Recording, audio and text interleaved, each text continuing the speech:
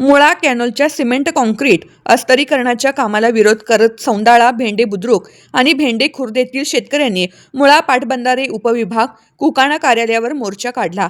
या अस्तरीकरणामुळे विहिरींचा नैसर्गिक पाझरबंद होऊन पिण्याच्या पाण्याचा तसेच शेतीचा गंभीर प्रश्न निर्माण होण्याची भीती शेतकऱ्यांनी व्यक्त केली। सौंदाळा गाव उंचीवर असल्याने थेट कॅनॉलचा लाभ मिळत नाही, मात्र कॅनॉलच्या पाझरावर आधारित शेकडो विहिरी, पाईपलाईन व शेती उभी आहे। अस्तरीकरण झाल्यास हा पाझर पूर्णतः बंद होऊन बागायती शेती, जनावरांचे पाणी, शेतीपूरक व्यवसाय व रोजगार धोक्यात येतील असे शेतकऱ्यांनी सांगितले।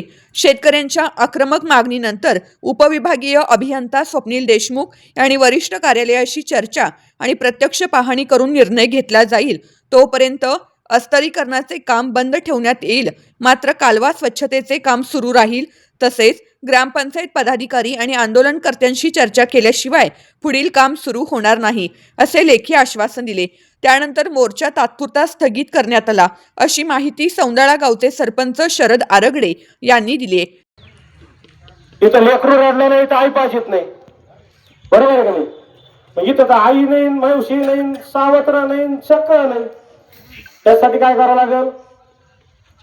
आपल्याला आपला संघर्ष दाखवावा लागेल, आपली गरज दाखवावं लागेल आणि आपलं गांभीर्य किती आहे त्या प्रश्नाचं ते दाखवून त्यांना यावं लागेल। सिमेंट कॉन्क्रीट करणं खरंच महत्वाचं आहे का? तर नाही। मला वाटतं 80 साली काहीतरी पार झाला म्हणते, 72 साली, 72 पासून तर आजपर्यंत त्या ठिकाणी कधीही पाठ फुटलेला नाही। म्हणून धोका आहे म्हणून त्यांना कॉन्क्रीट करायचं का? तर नाही।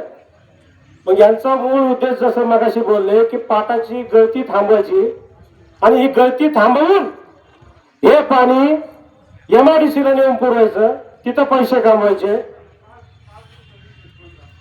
म्हणून गोरगरीब शेतकऱ्याचा तुम्ही जीव घ्यायचा का?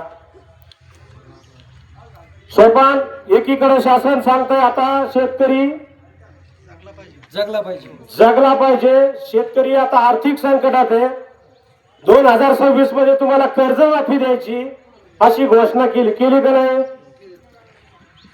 मग वेगवेगळे धोरण जर तुम्ही शासनाकडून शेतकरी वाचवायला आणताय आणि दुसरीकडे मात्र शेतकऱ्याचं ज्याच्या जीवावर शेतकरी जगतोय, ज्याच्या जीवावर त्याचा प्रपंच चालतोय, त्याच्या लेकरांचं भविष्य आहे, तोच विषय तुम्ही संपवायला निघालेला आणि हे मात्र कोणी खपवून घेणार नाही। जर पूर्ण क्षमतेने त्या पाटामध्ये पाणी आलं तर तो संपूर्ण पूल बदाबदा गळत असतो। सगळे आपण पाहतो तिथं ते काम कुणी केलं? यांनीच केलं का नाही?